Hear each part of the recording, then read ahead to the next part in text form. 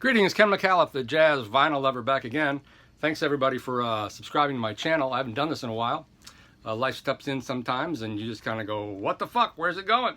Then you grab back on. But I really appreciate everybody asking me to do more videos. And anyway, it's late here in New York City. Winter is finally here, thank God, because I hate the hot weather in New York City.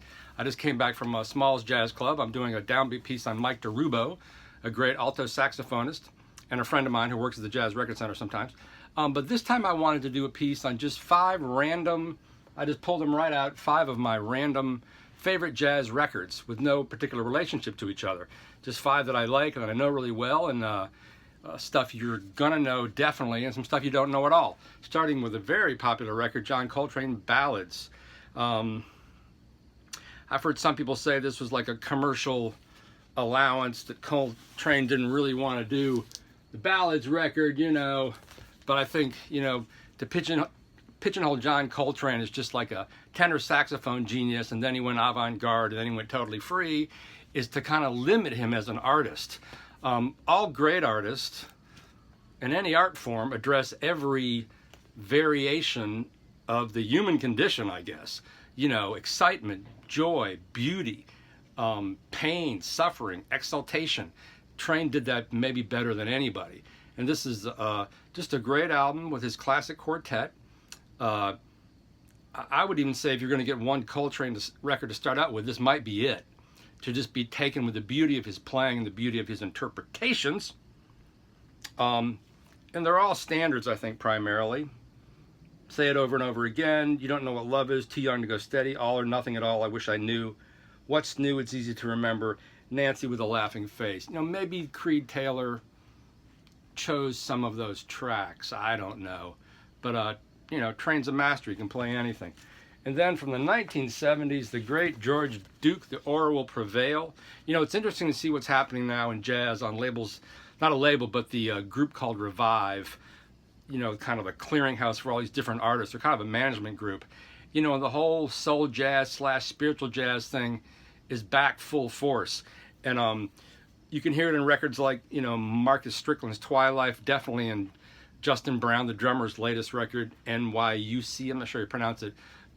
But George Duke, you know, incredible synthesizer player. The drummer Kenny Wollinson turned me on to this record. And Dugu, you know, just organic, funky, you know, on MPS, so it's a great recording. You can see it there. It's got a freaky cover, you know, still in the shrink wrap. You know, and all the heads, the girls, the guys, Airto's on here, probably Flora Perim. I don't know some of these people. Sylvia and Kathy. Who is Sylvia and Kathy? I got no idea. But just a great psychedelic funk record. You know, hard grooves. George Duke's great singing. I think this is the record he did probably while he was with Zappa or right after Frank Zappa. And you can really hear that. They're just stretching out. But you've got the funk of Ndugu. Get that out of there. And this is a classic record if you can find it. I paid $4.77 for this. This was reissued as part of an MPS George Duke box with 4 other records. The Aura Will Prevail, and there's one other one that are really great. The other 2 are not my favorites. You know, when I first came to New York City, I thought I was going to be a jazz drummer. And in the early 90s, Ralph Peterson, who was still storming, made a few incredible records. You know, he was a big advocate, a big devotee of Art Blakey. He was the only drummer to actually play double drums with Art Blakey in his one of his last great groups. And Ralph's tunes are like pinpoint.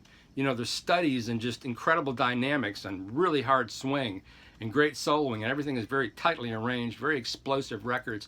These are kind of hard to find, and it's weird because they've never been reissued, because even though they're on Blue Note, they were on Blue Note Japan.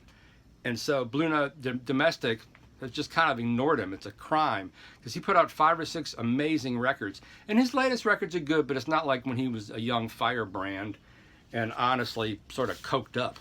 There they are.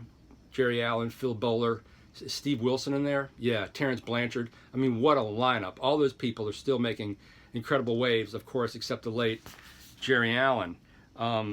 If you want to hear just like a modern hard bop record on fire, look for this, Ralph Peterson V.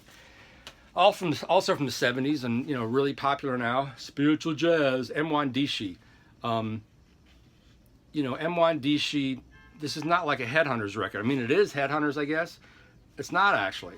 It's Eddie Henderson. I can't read the damn thing. You know, they're all going by their African names on here. But it's Billy Hart, Jabali. That's the only one I know for sure because I'm following the drummers. Benny Maupin. Eddie Henderson, Benny Maupin, Julian Priester. This is such a deep record, as well as Sextant, Crossings. There's an Eddie Henderson record that fits in here as well that I don't know the name of, I don't have. Some of the stuff on Black Jazz, that label, and Strata East, all this stuff kind of intertwines, that period of early 70s, back to Africa, I guess, movement. As well as like all the Don Ellis soundtracks and that dark, spiritual, churning, vibrant thing. It was definitely under the radar back then, and I don't think this record was popular at all for a long time, unless you were way into Herbie Hancock. But this is such a, you know, this is real spiritual jazz. This is the real thing. This was on Warner Brothers. I'm sure it's been reissued. I paid $8 for this at Jazz Record Center a million years ago. There's all the dudes, and it's just intricate, you know, just flowing, intricate improvisations out in outer space. And of course, my hero, Eddie Lockjaw Davis, Train Whistle. Eddie Lockjaw Davis Big Band, arrangement by Oliver Nelson and Ernie Wilkins on Prestige. You know, most of the Eddie Lockjaw Davis records, the famous ones, the most common ones, are with Shirley Scott, and they're playing quartet, trio. They're just laying it down. You know, there was a great album on Delmark years ago called Honkers and Bar Walkers. And this is sort of out of those records are out of that mold, just in the bar, in the cut, playing blues, playing organ. This is Eddie Davis in a big band. You know, when he comes out of the Count Basie Orchestra, there's even an early, I think it's a roulette record with Count Basie introducing Eddie Lockjaw Davis. You know, and Eddie never played a wrong note in his life. And this is a great big band. Train Whistle, Whole Nelson, unlike Half Nelson, the standard. You Were Too Beautiful, The Stolen Moment. Instead of Stolen Moments, I guess that's another Oliver Nelson takeoff. Walk Away and Jaws. He did a couple of albums called Jaws. But if you don't know Eddie Lockjaw Davis, this is maybe not a one to start with. This is just an unusual one because most of his records are just Prestige, Rudy Van Gelder. This is Prestige as well. But it's fun to hear him blowing in front of a big band. And this is one of the rare big band records where he's the leader. Finally, I've been listening to this a bunch from my Stereophile reviews. Ellis swings brightly with Nelson Riddle. This is an original. It's been reissued by Wax Time and all those shitty kind of labels. But it's just, you know, when you listen to this on a good stereo, Ella's voice is just huge, just gigantic.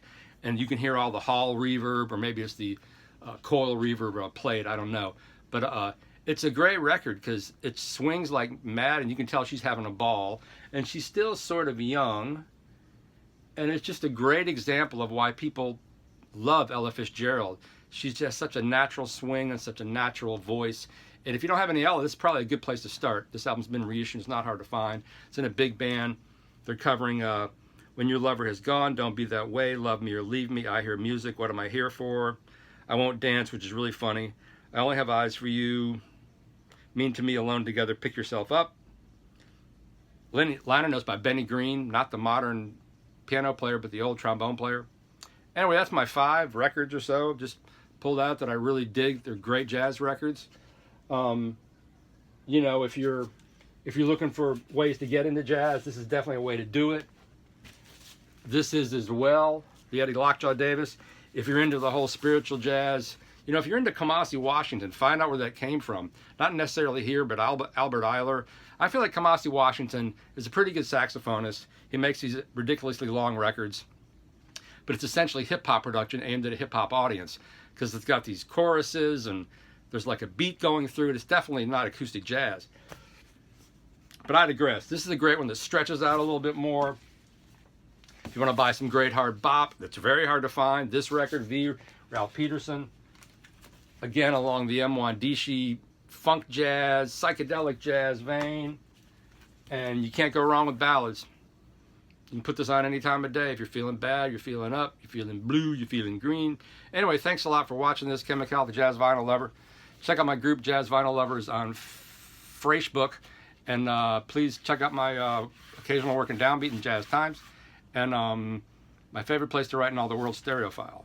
Thanks for checking in. Have a great day. Bye-bye.